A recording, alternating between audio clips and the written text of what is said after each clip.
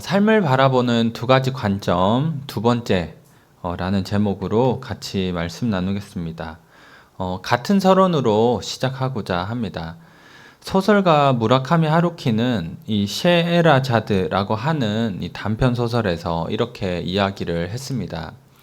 인생이란 묘한 거야. 한때는 엄청나게 찬란하고 절대적으로 여겨지던 것이 바라보는 각도를 약간 달리하면 놀랄 만큼 빛이 바래 보이는 거야.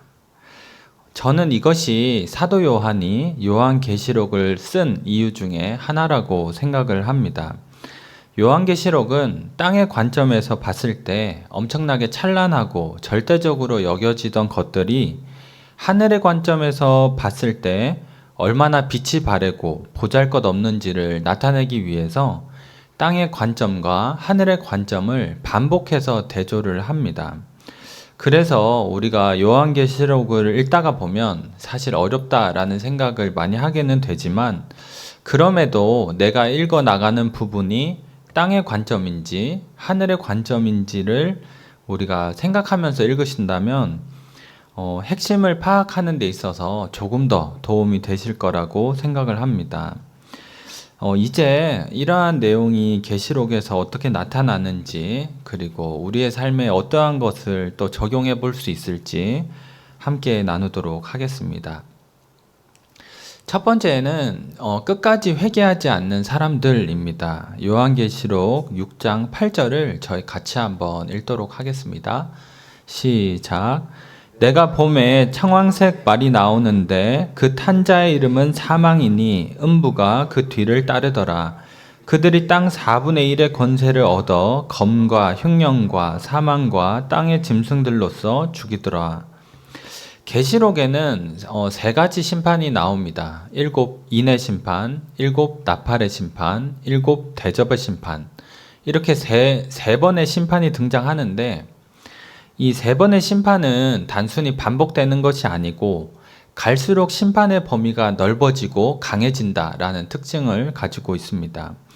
계시록 6장은 7 인의 심판인데 땅 4분의 1의 권세를 얻었다. 다시 말해서 심판의 범위가 7 인의 심판의 범위는 25%라는 것입니다. 4분의 1, 25%.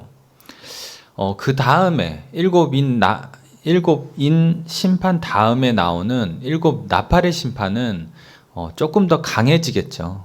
그래서 3분의 1, 약 33%의 심판의 범위를 가집니다. 계시록 8장 7절에 보면 여기는 7 나팔의 심판에 대한 부분인데, 첫째 천사가 나팔을 부니 피 섞인 우박과 불이 나와서 땅에 쏟아지고 땅의 3분의 1이 타버리고 수목의 3분의 1도 타버리고, 그러니까 3분의 1의 영향력을 가진다라고 하는 것입니다. 이후에 8절부터 12절을 봐도 바다의 3분의 1이 피가 되고 바다 가운데 생명을 가진 피조물들의 3분의 1이 죽고 강들도 3분의 1. 그러니까 7 나팔의 심판의 범위는 3분의 1, 약 33%라고 하는 것입니다. 이러한 나팔 심판이 끝나고 살아남았던 사람들이 어떻게 반응하는지 사도 요한은 이렇게 기록하는데요. 계시록 9장 20절과 21절 저희 같이 한번 읽도록 하겠습니다. 시작. 이 재앙에 죽지 않고 남은 사람들은 손으로 행한 일을 회개하지 아니하고 오히려 여러 귀신과 또는 보거나 듣거나 다니거나 하지 못하는 금, 은, 동과 목석의 우상에게 절하고 또 그 살인과 복술과 음행과 도둑질을 회개하지 아니하더라. 사도 요한은 하나님께서 두 번의 심판, 7 인의 심판을 하시고 또 7 나팔의 심판을 하셨음에도 살아남은 사람들은 여전히 우상을 숭배하고 악한 행동을 하면서 회개하지 않았더라. 이것을 우리에게 보여줍니다. 다시 말해서 하나님께서는 이 심판을 통해서 사람들이 회개하기를 원하셨는데, 다시 돌아오기를 원하셨는데 그들은 끝까지 돌아오지 않고 회개하지 않았다라고 하는 것입니다. 그렇기 때문에 마지막 남아있는 이 대접의 심판에서는 완전한 심판을 하시는 것입니다. 제한된 심판이 아니고 완전한 심판. 그래서 계시록 15장 1절을 보면 곧 마지막 재앙이라 하나님의 진노가 이것으로 마치리로다 라고 얘기를 합니다. 그러니까 정리를 하자면 7인의 심판, 이 4분의 1의 영향력이죠. 여기에서도 사람들이 회개하지 않고 7 나팔의 심판, 3분의 1이죠. 여기에서도 회개를 하지 않자 이제는 완전한 심판을 내리시는 것이 7 대접의 심판이라는 것입니다. 그리고 이러한 하나님의 판단이 틀리지 않았음을 계시록은 한 번 더 보여주는데 저희 16장 9절을 같이 한번 읽도록 하겠습니다. 시작. 사람들이 크게 태움에 태워진지라 이 재앙들을 행하는 권세를 가지신 하나님의 이름을 비방하며 또 회개하지 아니하고 주께 영광을 돌리지 아니하더라. 그러니까 마지막까지 회개하지 않을 뿐 아니라 심지어 하나님을 비방하는 모습을 보이더라는 것이죠. 읽진 않았지만 이 16장 11절 또 21절에서도 같은 반응을 보였다라고 알려줍니다. 같은 반응이 3번 나왔다라고 하는 것은 끝까지 하나님을 거부하고 이 사람들이 회개하지 않았다라고 하는 것이죠. 완전히 거부했다는 것입니다. 어쩌다 실수로 회개하지 못한 것이 아니고 자발적인 의지를 가지고 하나님을 완전하게 거부했다라는 것입니다. 그렇기 때문에 하나님께서 완전한 이 대접의 심판을 내리시는 것이죠. 여기에서 우리는 한 가지 하나님에 대한 오해를 좀 풀어야 할 필요가 있습니다. 많은 사람들이 사랑의 하나님이 어떻게 사람들을 심판하시고 어떻게 지옥에 보내시냐 이렇게 말을 합니다. 그러나 계시록의 관점에서 보면 하나님께서 천국으로 향해 달려오는 사람을 억지로 막 가로막아서 안 돼, 늦었어. 이미 시간이 끝났어 라면서 지옥으로 다시 내던지시는 그런 분이 아니고 그 사람들은 애시당초 하나님을 거부하고 천국으로 눈길을 돌리지도 않는다라는 것입니다. 자발적인 의지를 가지고 끝까지 하나님을 거부하기 때문에 스스로 지옥으로 걸어간다라고 하는 것이죠. 그래서 이 영국의 변증가 C.S. 루이스는 이렇게 얘기를 했습니다. 지옥의 문은 밖에서 잠기는 것이 아니고 들어간 사람이 스스로 잠그는 것이다. 그리고 또 다른 표현은 하나님이 인간의 자유를 얼마나 존중을 해주시냐면 지옥에 가는 것을 선택하더라도 존중하신다. 그래서 지옥은 인간의 자유에 대한 가장 커다란 기념비다라고 이야기를 합니다. 다시 돌아와서 우리는 이렇게 물어볼 수 있습니다. 끝까지 하나님을 거부하는 사람들이 있는데 왜 거부를 했을까? 왜 끝까지 회개를 하지 않았을까? 이것에 대해서 이제 나누고자 하는데요. 이것이 두 번째 대지입니다. 끝까지 회개하지 않은 이유. 첫 번째는 하늘의 관점이 아니라 땅의 관점으로 이 세상을 바라봤다라고 하는 것입니다.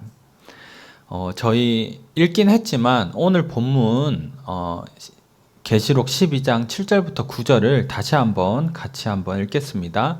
시작. 하늘에 전쟁이 있으니 미가엘과 그의 사자들이 용과 더불어 싸울세 용과 그의 사자들도 싸우나 이기지 못하여 다시 하늘에서 그들이 있을 곳을 얻지 못한지라. 큰 용이 내쫓기니 옛뱀 곧 마귀라고도 하고 사탄이라고도 하며 온 천하를 깨는 자라. 그가 땅으로 내쫓기니 그의 사자들도 그와 함께 내쫓기니라.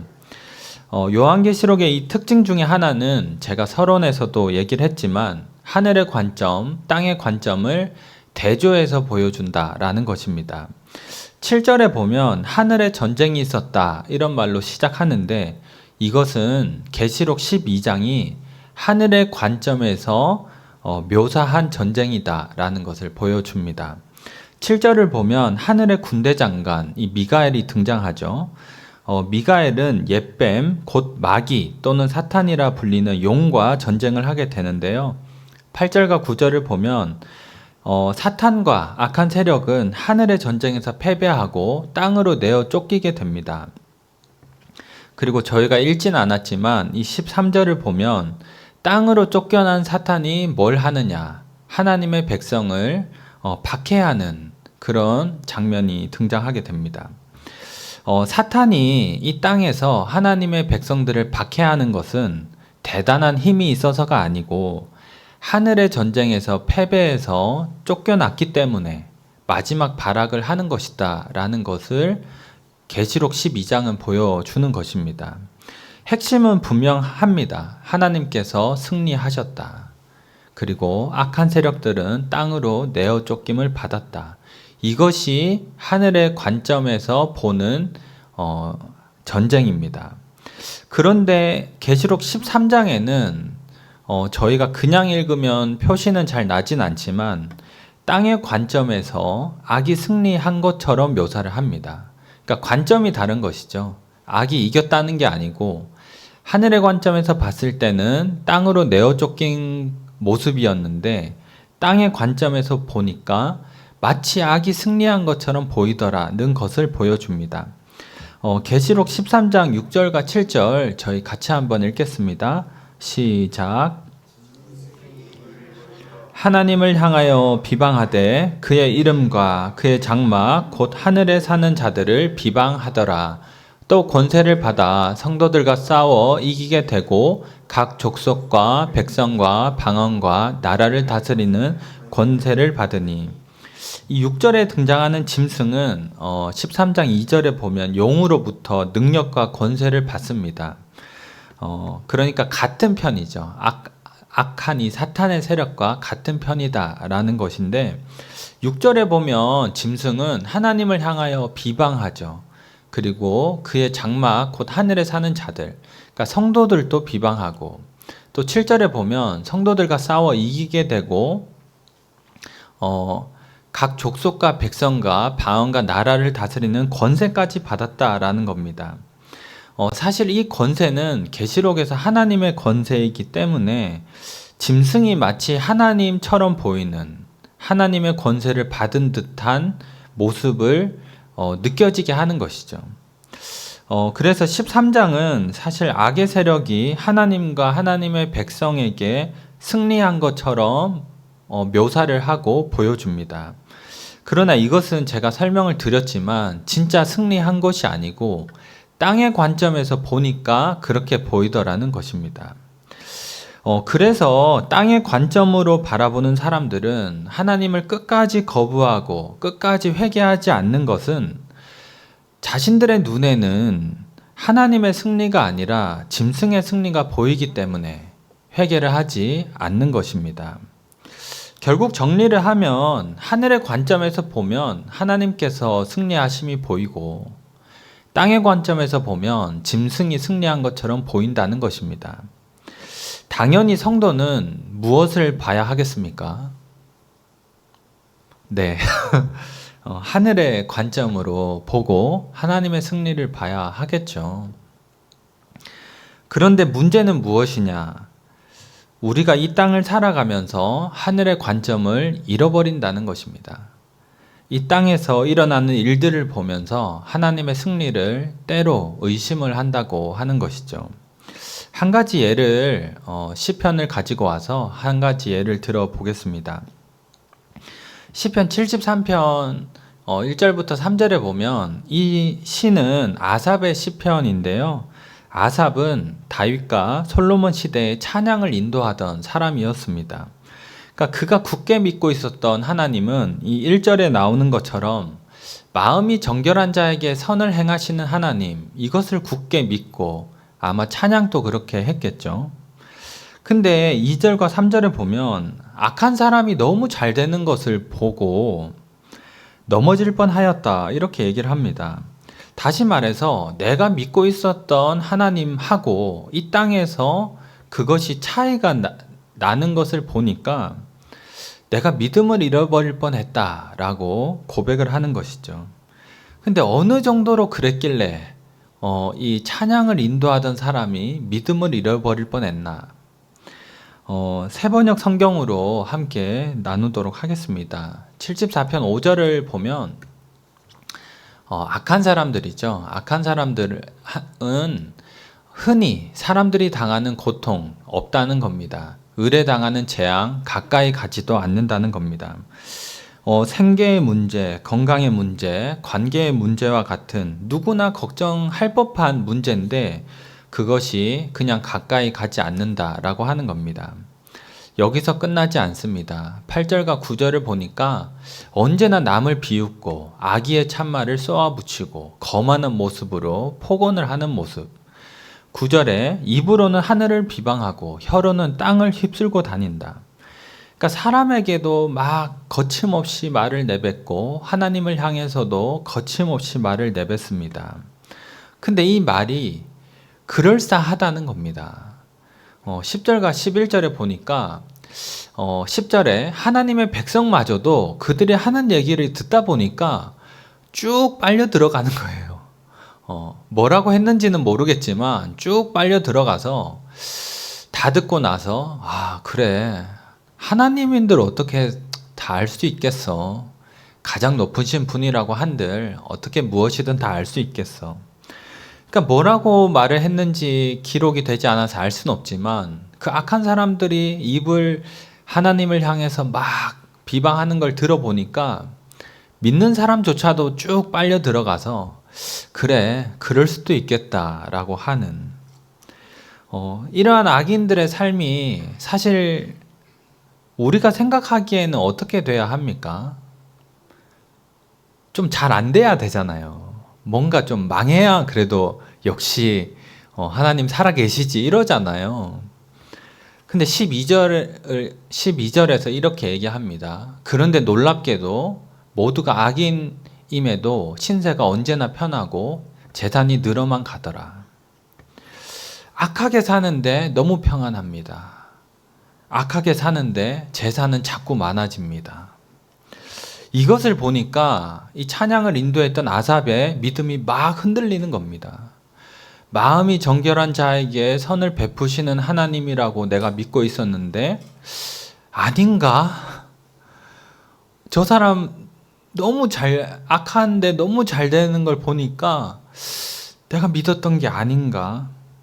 내가 깨끗한 13절에 보면 내가 깨끗한 마음으로 살아왔는데 이거 헛된 일이었나? 내가 하나님을 믿으면서 그래도 죄짓지 않으려고 애썼는데 그게 멍청한 일이었나? 마음이 정결한 자에게 선을 베푸시는 하나님이라고 굳게 믿고 있었는데 내가 잘못 믿고 있었나? 믿음이 막 흔들리는 것입니다. 근데 여기에서 아삽은 다시금 하늘을 바라보기 시작하는데요. 저희 17절과 18절을 같이 한번 읽겠습니다. 시작. 그러나 마침내 하나님의 성소에 들어가서야 악한 자들의 종말이 어떻게 되리라는 것을 깨닫게 되었습니다. 주님께서 그들을 미끄러운 곳에 세우시며 거기에서 넘어져서 멸망에 이르게 하십니다. 아삽은 하나님의 성소에 들어가서 예배를 하던 중에 악한 사람들의 종말을 보게 됩니다. 땅의 관점에서 볼 때는 너무 평안하고 재산은 늘어만 가고 그들의 어떤 행동에 거침이 없지만 하늘의 관점에서 보니까 그들은 하나님을 거부하고 멸망에 이르더라 하는 것을 보게 된 것입니다. 하늘의 관점을 회복했던 아삽은 이후의 시편을 보면 제가 아무것도 몰랐습니다 라는 것을 고백하면서 다시금 하나님을 찬양하게 됩니다. 오늘 본문에서 사도 요한이 말하고자 하는 것도 이것이라고 생각합니다. 땅의 관점에서 보면 짐승이 승리한 것처럼 보일 수 있다는 것입니다. 심지어 하나님의 권세를 가진 것처럼 보일 수도 있다는 것입니다. 그러나 그것은 땅의 관점이다 라는 것을 요한이 우리에게 알려주는 것이죠. 이 땅에서 하나님의 백성에게 고난이 찾아오고 악한 사람들의 삶이 평안하다 할지라도 이 세상에서 믿음을 지키며 살아가는 삶이 실패하고 하나님을 거부하며 사는 삶이 성공한다 할지라도 하나님이 패배하신 것이 아니다. 짐승이 승리한 것이 아니다라는 것입니다. 땅의 관점에서 그렇게 보일 뿐 하늘의 관점에서 보면 이미 하나님께서 승리하셨다라는 것을 보여주는 것입니다. 악한 세력은 땅으로 내어 쫓겨서 마지막 발악을 하는 것이지 그 발악을 한다고 하나님의 승리를 되돌릴 수 있는 것은 아닙니다. 이것이 요한이 우리에게 전하고자 하는 것 중에 하나입니다. 그렇기 때문에 우리가 살다 보면 어려운 일 겪죠. 그리고 저 사람 믿지도 않는데 왜 잘 되나? 저 사람 악하게 사는데 왜 나보다 잘 되지? 그런 것을 우리가 경험합니다. 나는 잘 믿었는데 왜 나에게 힘든 일이 자꾸만 일어나지? 그렇다 할지라도 요한은 우리가 땅의 관점으로만 보지 말고 눈을 들어 하늘을 보자, 하나님의 승리를 보자 라는 것을 우리에게 알려줍니다. 그것을 보고 믿음을 굳게 붙들어라는 것이죠. 그것을 보고 끝까지 인내하라고 하는 것입니다. 바라기는 하나님께서 우리 모두의 영적인 눈을 열어주셔서 우리가 하나님의 승리를 보고 또 이 땅을 살아가는 저희 모두가 되기를 바랍니다. 두 번째는 끝까지 회개하지 않고 하나님을 거부하는 사람들이 그렇게 행동하는 이 두 번째 이유는 이 땅의 영광을 손에서 놓지 못한다는 것입니다. 저희 요한계시록 17장 3절부터 6절을 같이 한번 읽겠습니다. 시작. 곧 성령으로 나를 데리고 광야로 가니라. 내가 보니 여자가 붉은빛 짐승을 탔는데 그 짐승의 몸에 하나님을 모독하는 이름들이 가득하고 7머리와 10뿔이 있으며 그 여자는 자줏빛과 붉은빛 옷을 입고 금과 보석과 진주로 꾸미고 손에 금잔을 가졌는데 가증한 물건과 그의 음행에 더러운 것들이 가득하더라. 그의 이마에 이름이 기록되었으니 비밀이라 큰 바벨론이라 땅의 음녀들과 가증한 것들의 어미라 하였더라. 또 내가 보매 이 여자가 성도들의 피와 예수의 증인들의 피에 취한지라. 내가 그 여자를 보고 놀랍게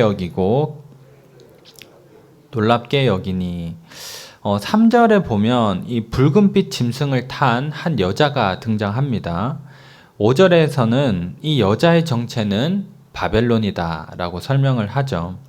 사도 요한이 계시록을 쓸 당시에 바벨론은 이미 멸망한 제국이기 때문에 하나님 나라를 대적한 제국을 대표하는 이 상징성만 가지고 있었습니다.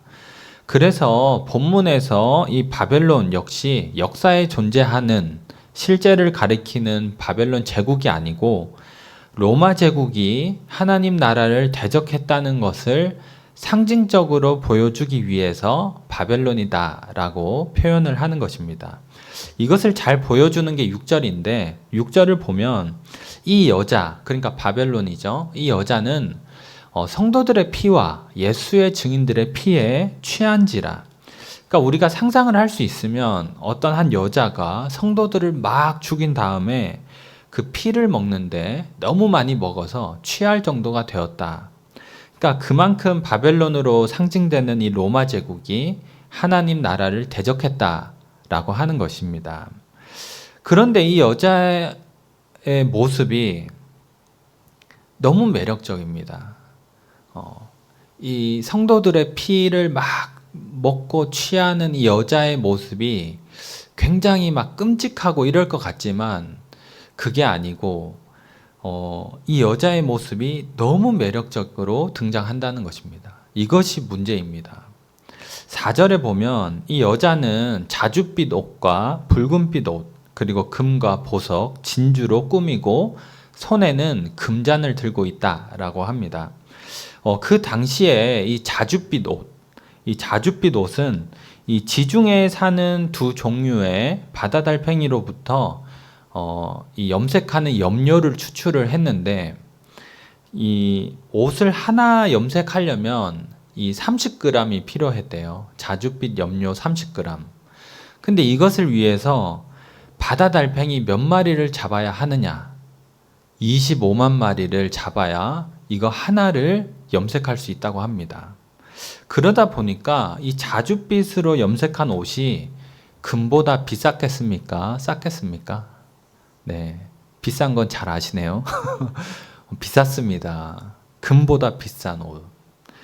그러니까 얼마나 많은 사람들이 바다에 나가야 하고 그 달팽이를 잡아야 하고 또 잡아온 걸 가지고 염료를 만들어야 하고 또 염색을 해야 하고 그러니까 너무나 복잡한 과정을 걸쳐야만 이 자줏빛 옷을 탄생할 수가 있는 것이죠. 그래서 이 자줏빛 옷은 왕족이나 귀족들 중에서도 이 권력의 정점에 있는 귀족들, 아무 귀족은 못 입고 정말 대단한 귀족들만 입을 수 있는 옷이었다고 합니다. 그래서 이 영어의 표현 중에서 이 born in the purple, 그러니까 자줏빛에서 태어났다 이 말이 왕가의 사람이다, 귀족의 사람이다 이런 말로도 사용될 정도로 자줏빛은 그만큼 이제 비싸고 좋은 옷이었다라고 하는 것입니다. 그런 옷을 누가 입고 있습니까? 이 여자가 입고 있는 것입니다. 그리고 또 붉은빛 옷을 입고 있었다고 하죠. 자줏빛만큼은 아니지만 여전히 왕족이나 귀족이 입을 법한 비싼 색감에 속하는 옷이었고요. 그리고 금과 보석, 진주로 꾸미고 손에 금잔을 들고 있으니 얼마나 매력적입니까? 얼마나 화려하고 매혹적입니까? 그래서 이 땅에 사는 사람들이 이 여자를 따라가는 것입니다. 너무 매력적이니까. 근데 매력적일 뿐만 아니라 이 여자는 자신을 따르는 사람들에게, 자신과 함께하는 사람들에게 그 사람의 욕망을 채워주는 일도 했습니다. 그것이 이제 계시록 17장 11절부터 14절에 나오는데요. 저희 같이 한번 읽도록 하겠습니다. 네, 18장 11절부터 14절입니다. 시작. 땅의 상인들이 그를 위하여 울고 애통하는 것은 다시 그들의 상품을 사는 자가 없음이라. 그 상품은 금과 은과 보석과 진주와 세마포와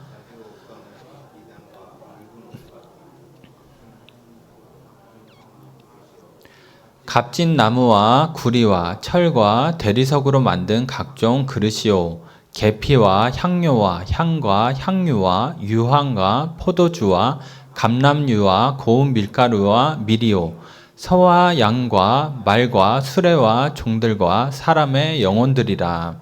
바벨론아, 내 영혼이 탐하던 과일이 내게서 떠났으며 맛있는 것들과 빛난 것들이 다 없어졌으니 사람들이 결코 이것들을 다시 보지 못하리로다. 계시록 17장에 등장했던 이 매혹적인 여자, 이 바벨론은 계시록 18장으로 가면 이제 무너지게 됩니다.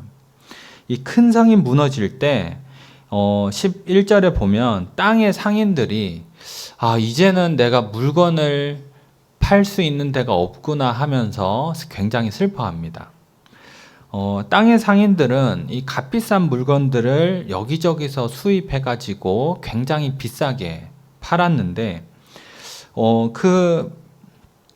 팔면서 이 바벨론과 함께하는 이 사람들의 욕망을 채워줬었는데, 그 일을 하지 못하게 되어서 막 울고 있는 것입니다. 그래서 14절에 보면 바벨론아, 내 영혼이 탐하던 과일이 내게서 떠났다. 맛있는 것과 빛난 것들이 없어졌으니 사람들이 이것을 다시 보지 못하리라. 내 영혼이 탐하던 과일은 내 영혼이 욕망하는 열매라고 번역을 할 수가 있는데, 사람들이 욕망하던 열매, 빛나고 맛있었는데 다 없어졌다는 것입니다. 이 모든 내용을 정리하면 이렇게 이해를 할 수 있습니다. 이 땅의 상인들이 바벨론과 함께하는 사람들에게 값비싼 물건을 막 판매하고 사람들의 욕망을 막 채워주는 일을 했습니다. 그리고 바벨론의 사람들은 많은 돈을 주고 그것을 구매를 했겠죠. 그렇게 하면서 또 상인들의 욕망을 채워주는, 그러니까 서로가 이렇게 계속 돌면서 욕망을 채워주는 일들을 했었습니다. 근데 이 값비싼 물건들이 뭐냐? 그것이 12절과 13절에 많이 나열되어 있는데 총 28개가 있습니다. 그 중에 생필품도 있지만 대부분은 사치품인데 전부 다 나눌 수는 없고 제가 그 중에 몇 가지만 한번 나눠보도록 하겠습니다. 첫 번째는 금을 주고 팔았습니다. 사실 금이야 더 말하기도 입이 아프지만 그 당시에 로마는 주로 스페인에서 금을 수입했다고 합니다. 오늘날과 마찬가지로 장식을 하는데 많이 사용했다고 해요. 그래서 금으로 천장을 꾸미기도 하고 식탁이나 의자를 두르기도 하고 자신이 타고 다니는 어떤 마차, 심지어는 데리고 다니는 노예를 금으로 치장하기도 했다고 합니다. 이 모든 것의 목적이 무엇이겠습니까? 당연히 과시죠. 과시. 내가 이만큼 대단해. 금으로 식탁을 두른다고 밥이 더 맛있어집니까? 없던 영양분이 막 더 생겨납니까? 아니지 않습니까? 전혀 상관없습니다. 그러니까 실용적인 목적이 아무것도 없는데 내가 많은 돈을 들여서 금으로 치장을 한다. 내가 그 정도 할 수 있다는 것을 보여주는 것이죠. 사실 제대로 된 과시는 실용적이지 않아야 합니다. 전혀 쓸모가 없는데 나는 거기에 이만큼 돈을 쓸 수 있다. 그래야 이제 내가 가진 거를 뭔가 좀 보여주는 것이죠. 어떤 분들은 금으로 이렇게 꾸며진 이런 것들을 보면서 별로 필요도 없는데 비싼 돈을 주고 사나 라고 말을 하지만 정확히는 별로 필요가 없기 때문에 돈을 주고 사는 것이죠. 그래야 내가 이 정도 된다는 것을 보여줄 수 있기 때문입니다. 명품 시계를 한번 생각해 보면 몇백만 원부터 몇천만 원, 억대의 시계도 있죠. 이 시계가 휴대폰 시계보다 더 정확해서 몇천만 원을 주고 사는 것입니까? 아니죠. 사실 시간을 확인하는 용도로는 휴대폰도 충분합니다. 그래서 사실은 오늘날의 시계는 필요는 없는데 그럼에도 나는 그런 시계에 이 정도 쓸 수 있어 라는 것을 보여주는 것이죠. 명품 가방은 또 어떻습니까? 몇백만 원부터 몇천만 원. 그러니까 수납할 수 있는 곳이 너무 넉넉해서 몇백만 원 주고 삽니까? 너무 튼튼해가지고 몇천만 원 주고 삽니까? 아니죠. 별로 들어가는 것도 없는데 비싸기만 해 별로야 이러면서 차는 그 기분. 나 이 정도 할 수 있지. 제가 한 유튜브를 봤는데요. 코트 하나가 4천만 원입니다. 겨울 코트 하나가 4천만 원. 근데 그것을 입더니 한다는 말이 따뜻하긴 하네. 따뜻한 옷이 없어가지고 코트에 4천만 원 씁니까? 그 입더니 따뜻하긴 하네요. 나는 이 정도 코트에 이 정도 쓸 수 있다는 거죠. 금도 마찬가지라는 것입니다. 전혀 실용적이지 않고 과시로 쓰는 것이고 그렇기 때문에 예나 지금이나 사람들의 어떤 욕망을 채워주고 욕망을 일으키는 귀금속, 금을 상인들이 바벨론에게 팔았다라고 하는 것이죠. 두 번째는 세마포입니다. 12절에서 세마포라고 번역된 이 비시노스라고 하는 단어는 최상품의 세마포를 의미합니다. 그 당시에 최상급에서도 최상급의 세마포는 이 7천 데나리온까지 매겨졌다고 하는데 1 데나리온이 하루 노동자의 품삯 아닙니까? 그래서 하루 일당을 10만 원으로 잡으면 7억이 되는 것이죠. 그러니까 물론 고급 세마포 전부가 7억은 아니겠으나 어림잡아도 몇 천만 원 단위의 옷을 몇 천만 원 정도에 하는 최상급의 고급 세마포였다는 것입니다. 그것을 또 상인들이 팔았다라고 하는 것이고요. 그 다음은 각종 향목과 상아그릇. 향목은 말 그대로 향이 나는 나무인데요. 주로 북아프리카에서 수입을 했다고 합니다. 나뭇결, 무늬, 색으로 가격을 결정했고 최고급 향목으로 만든 이 식탁, 넓은 식탁은 30억에서 60억 정도로 추정을 한다고 합니다. 이렇게 비쌌던 이유는 로마 시대에는 주로 집에서 만찬을 여는 문화가 있었대요. 그래서 손님들을 집으로 초대해서 이렇게 큰 테이블에서 같이 만찬을 하는, 그러니까 사람들에게 가장 보여주기 좋은 게 이 식탁 아닙니까? 식탁. 근데 식탁으로 딱 왔는데 북아프리카에서 수입된 이 고급 향목으로 만든, 사람들이 딱 볼 때 와, 대단하신데요. 그 한마디를 듣기 위해서 돈을 주고 하는 것이죠. 식탁뿐만 아니라 가구도 만들고 예술작품, 책상 등도 만들었다고 합니다. 상아는 우리가 잘 알다시피 코끼리 뿔이죠. 근데 로마 사람들이 이 상아를 너무 좋아했기 때문에 시리아 코끼리, 북아프리카 코끼리를 많이 잡았는데 그 당시에도 시리아 코끼리가 거의 멸종 위기에 처했다고 합니다. 상아 때문에 너무 많이 잡아가지고. 근데 상아로는 사실은 너무 많은 걸 만들었더라고요. 조각상도 만들고 의자, 침대, 손잡이, 그리고 칼에 이 칼집도 만들고 또 책 덮개, 브로치, 그러니까 여러 가지로 만들었던 것입니다. 이것들도 부자들이 하는 거죠. 그리고 이 외에도 많지만 다 건너뛰고 13절 끝에 보면 이 종들과 사람의 영혼들이라고 나옵니다. 여기에서 종들과 사람의 영혼들은 종들 곧 사람의 영혼들 이렇게 번역을 할 수 있는데, 사실 그 당시의 노예들은 사람이 아니고 가축이었습니다. 그래서 12절에 보면 금과 은과 보석과 진주, 그러니까 나란히 4개가 등장하는데 이게 같은 귀금속과 보석이라는 세트로 묶여 있잖아요. 그러니까 요한은 이 12절, 13절에서 물건들을 할 때 종류별로 이렇게 배치를 해놨거든요. 근데 마지막에 소, 양, 말, 그 다음에 노예가 등장하는 겁니다. 그러니까 그 당시의 인식에서는 노예는 가축이었다라고 하는 것이죠. 소와 양과 말과 하나의 그룹으로 묶는 그런 그룹이었다라고 하는 것입니다. 노예가. 그런데 요한은 노예들은 가축이 아니라 사람의 영혼이다. 그들도 영혼이 있다라는 것을 이런 표현을 통해서 우리에게 알려주는 것이죠.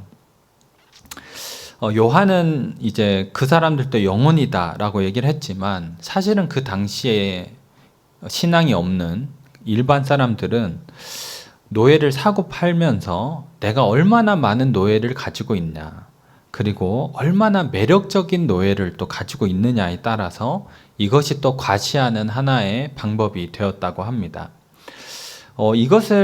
이 전체를 사실 이제 오늘날로 표현하면 대충 이렇게 표현할 수 있습니다.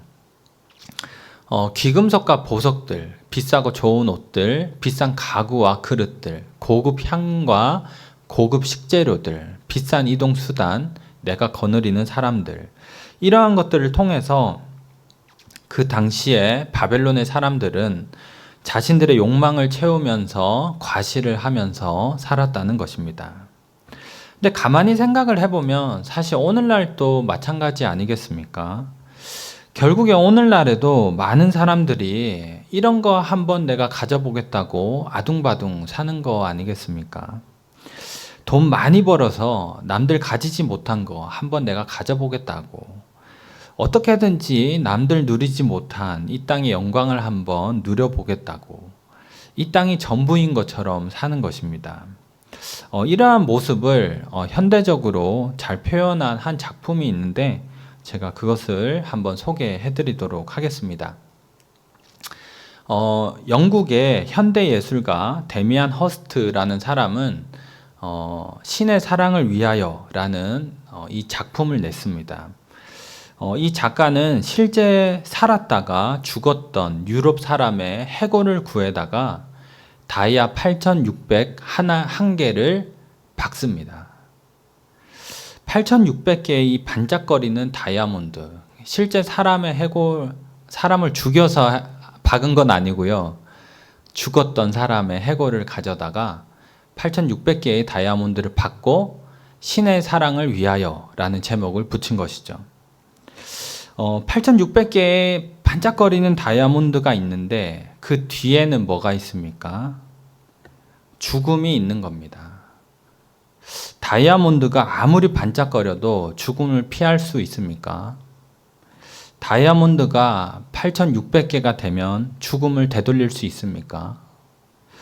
아무리 반짝거려도 다이아몬드로 신의 사랑을 받을 수 있는 것이 아닙니다.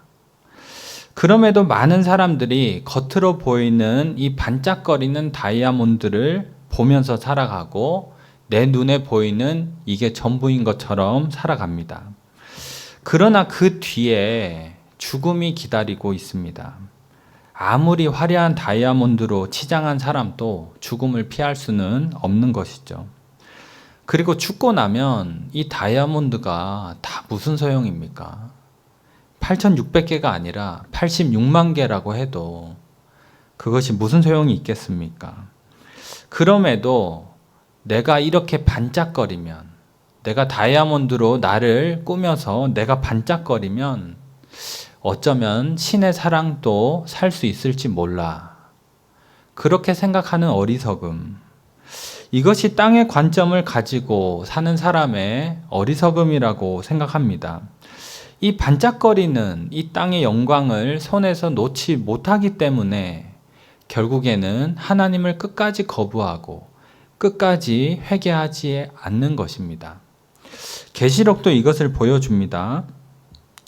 우리가 봤지만 그렇게 화려하고 사치품이 많고 반짝거리던 바벨론은 1시간 만에 망한다고 합니다.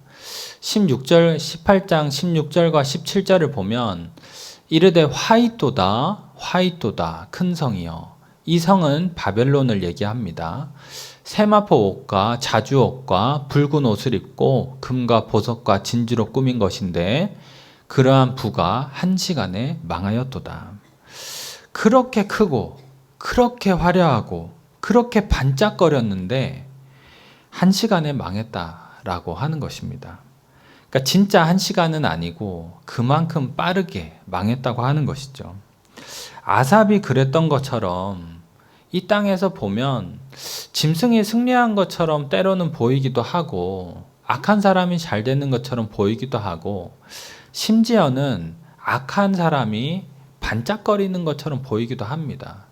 그들이 가지고 있는 것들이 너무 화려하고 그래서 때로는 좀 부럽기도 하고 그렇지만 요한은 우리에게 알려주는 것이죠. 그것은 잠시 지나고 잠시 빠르게 지나간다. 그렇기 때문에 이 땅을 보면서 살지 말고 하늘을 보면서 소망을 가지고 살아라. 그것을 우리에게 알려주고자 하는 것이죠. 저희 계시록 21장 5절 말씀 같이 한번 읽도록 하겠습니다. 시작. 보좌에 앉으시니가 이르시되 보라 내가 만물을 새롭게 하노라 하시고 또 이르시되 이 말은 신실하고 참되니 기록하라 하시고 하늘의 보좌에 앉아 계신 하나님께서 역사의 마지막에 이렇게 말씀하시죠. 내가 만물을 새롭게 하노라. 그리고 이 말은 신실하고 참되니 기록하라. 기록하라는 것은 반드시 이루신다는 것입니다. 우리가 기억해야 할 것이 무엇입니까? 보이는 이 세상이 전부가 아니다. 이 땅이 전부가 아니라는 것입니다. 아무리 크고 아무리 화려하고 아무리 반짝거려도 금방 무너지는 것이 이 땅이고 우리가 정말 봐야 하는 것은 하나님의 말씀으로 인해서 새롭게 완성될 하나님 나라라고 하는 것입니다. 바라기는 우리가 땅의 관점으로 이 세상을 보면서 하나님을 거부하고 이 땅의 반짝거리는 영광을 붙잡고 사는 것이 아니고 하늘의 관점으로 삶을 바라봐서 하나님을 받아들이고 모든 것이 새로워지는 그때에 그 하늘의 영광을 붙잡고 살아가는 저희 모두가 되길 바랍니다. 이제 결론을 맺도록 하겠습니다. 알렉상드르 뒤마의 소설 몬테크리스토 백작에는 이런 글귀가 있습니다. 신이 인간에게 미래를 밝혀주실 그날까지 인간의 모든 지혜는 오직 다음 두 마디에 있다는 걸 잊지 마세요. 기다려라. 그리고 희망을 가져라. 이것을 계시록의 언어로 표현하면 이렇습니다. 하나님께서 모든 것을 새롭게 하실 그날까지 우리 인간의 모든 지혜는 다음의 두 마디에 있습니다. 끝까지 인내하라. 그리고 소망을 가져라. 살아가는 우리의 삶이 쉽지 않지만 끝까지 인내하는 저와 여러분이 되길 바랍니다. 아무리 힘들더라도 소망을 가지고 사는 우리가 되길 바랍니다. 하늘을 보고 하나님께서 모든 것을 새롭게 하실 그날이 있다. 그날이 있다. 그것을 기억하며 끝까지 인내하라. 그리고 소망을 가져라. 그런 저와 여러분이 되기를 소망합니다.